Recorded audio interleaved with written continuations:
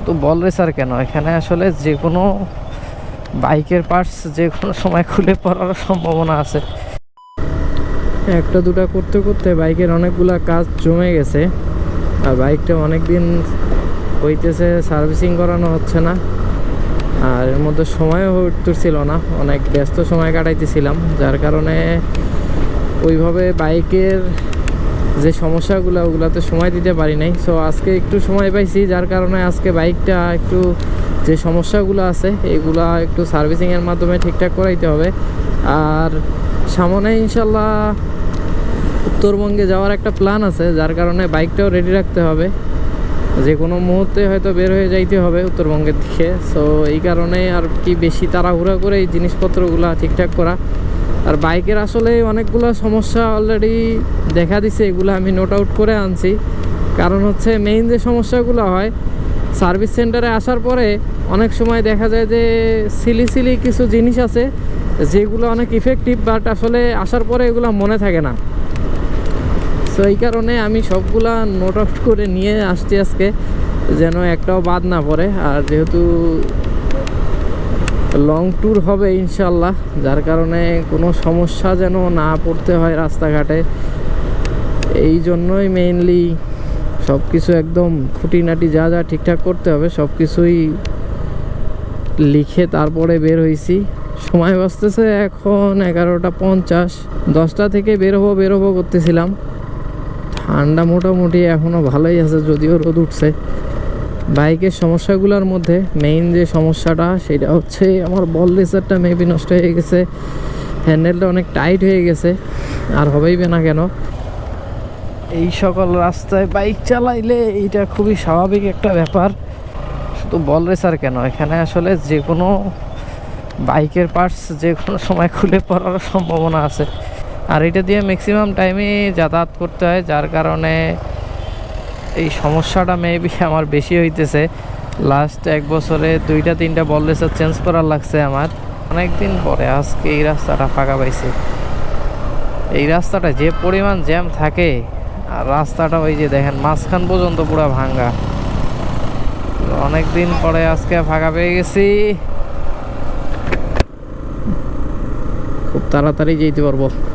Normally আমি এই রাস্তায় যে কয়েকদিনই যাতায়াত করছি এখন পর্যন্ত, সব সময় আসলে এই 1 কিলোমিটারের মতো রাস্তাটা পার হইতে 8 মিনিট 10 মিনিট সময় লাগে। আজকেই মনে হয় 2-3 মিনিটের মধ্যে পার হয়ে যাইতেছি, সেই একটা ফিল হইতেছে। এই রাস্তাটুকু ভালো করলেই কিন্তু খুব দ্রুত এই সাইডে যাতায়াত করা যায়, বাট এই রাস্তাটুকুই আর ঠিক হচ্ছে না। 1 লেন করে রাখছে, তারপরেও আবার রাস্তাগুলো মাঝখান পর্যন্ত ভেঙে গেছে, সাইডগুলো তো আছেই, যার কারণে দেখা যায় যে এক সাইডে গাড়ি পাস করলে আরেক সাইডে আটকায় থাকে। বাইক খুলে ফেলছে অলরেডি, কাজকর্ম শুরু করে দিছে। আর এই হচ্ছে এখন বর্তমান বাইকের অবস্থা। এটা কতক্ষণ যে সময় লাগবে এটা বলতে পারতেছি না। আর বাজতেছে এখন 12:34। আপনাদেরকে যে বলতেছিলাম যে আমি লিস্ট করে আনছি, এই যে দেখেন এখানে আরও 2-1টা মিসিং আছে, বাট বাকিগুলো ওগুলো মনে আছে, আমি অলরেডি বলে ফেলছি যে কি সমস্যা আছে। তো পুরোপুরি সব কিছু খুলতেছে, দেখা যাক এখন কতক্ষণ সময় লাগে। এখানে অনেক কাজকর্মই আজকে করাইতে হবে, কারণ লিস্ট আজকে অনেক বড়। ঢুকছিলাম হচ্ছে 12টা বাজে, আর এখন বাজতেছে হচ্ছে 6:30। আর কেবলমাত্র কাজ শেষ হয়েছে, এই যে ভাই আসতেছে রাইড শেষ করে, একটু টেস্ট রাইড দিয়ে এখন আমি একটু টেস্ট রাইড দিব। দেখি কোনো সমস্যা থাকলে আগে টেস্ট রাইড দিই, তারপরে বোঝা যাবে যে আসলে সব কিছু ঠিকঠাক হয়েছে। অবশেষে বাইক হাতে বুঝাই নিলাম। বাজতেছে এখন 7:15। দুপুর থেকে খুবই খারাপ অবস্থা, সেই যে 12টার সময় আসছি, আর এই যে এখন বের হব। মেইনলি আসছিলাম বল রেসার চেঞ্জ করার জন্য, আর টুকটাক কিছু কাজ ছিল ওগুলো করার জন্য। তো এখানে আসার পরে দেখলাম যে স্লট ফাঁকা আছে, তাই মাস্টার সার্ভিসিংয়ে করে ফেললাম একবারেই।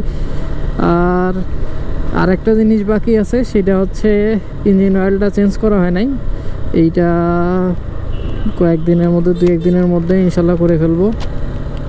তো বাইক আপাতত মোটামুটি আগের থেকে একটু ভালো অবস্থায় লাগতেছে, তারপরেও ইঞ্জিন অয়েল চেঞ্জ করার পরে মনে হয় আর একটু বেশি স্মুথ হবে।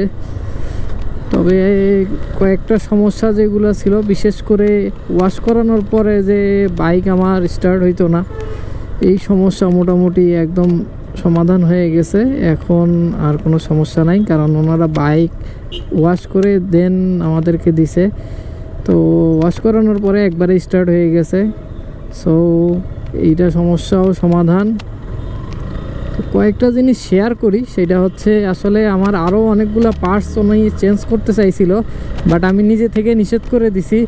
কারণ হচ্ছে আমার পূর্ব অভিজ্ঞতা থেকে যেটা আমি বুঝতে পারছি, সেইটা হচ্ছে সার্ভিস সেন্টারের মেইনলি এনারা টাকা পয়সা যে কমিশনটা বা বেশি টাকা ইনকাম হয়, সেটা হচ্ছে স্পেয়ার পার্টস সেল করার। সো তারা চেষ্টা করে সব সময় যে স্পেয়ার পার্টস যে কোনোভাবেই হোক সেল করার জন্য। তো অনেক সময় দেখা যায় যে সামান্য ত্রুটি থাকলেও মাঝে মাঝে চেঞ্জ করে দিতে চায়।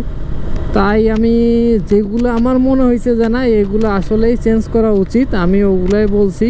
আর বাকি যেগুলো ওনারা আমাকে সাজেস্ট করছিল বা বলছিল, আমি নিষেধ করে দিছি, কারণ এগুলা দিয়ে মোটামুটি কোনো সমস্যা হচ্ছে না, ভালোই চলতেছে। তো আপনারা যারা বাইক সার্ভিসিংয়ে আসবেন, আপনাদের জন্য এটাই সাজেশন থাকবে যে আপনারা একটু ভালো মতো বুঝে শুনে দেন আসবেন। কারণ হচ্ছে ওনারা কিন্তু অনেক কিছুই চেঞ্জ করতে বলবে, তো যেইটা চলতেছে এইটা একটু চালাবেন, যেইটা চলবে না এইটা চেঞ্জ করবেন। এইটা আপনি চালাইলেই বুঝতে পারবেন যে আপনার বাইকের মেইনলি আসলে কি সমস্যাটা হইতেছে। সো এই হচ্ছে অবস্থা। আর আমি কিছুদিনের মধ্যেই ইনশাল্লাহ একটা ভিডিও বানাবো যে আসলে অফিসিয়াল সার্ভিস সেন্টার ভালো নাকি বাইরের সার্ভিস সেন্টার ভালো, এটার খারাপ দিক ভালো দিক এইটা আমি সময় পাচ্ছি না ভিডিওটা বানানোর। তবে আমি খুব সুন ইনশাল্লাহ ভিডিওটা বানাবো।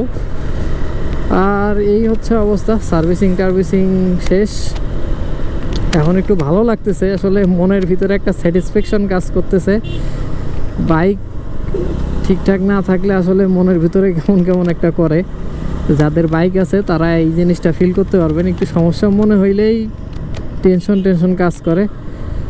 বাট আলহামদুলিল্লাহ, যাই হোক কাজকর্মটা শেষ, এখন শুধু একটা কাজই বাকি আছে। সো এটা দেখি কালকেই অথবা পরশু 2-1 দিনের মধ্যেই সময় করে এই কাজটাও শেষ করে ফেলবো ইনশাল্লাহ।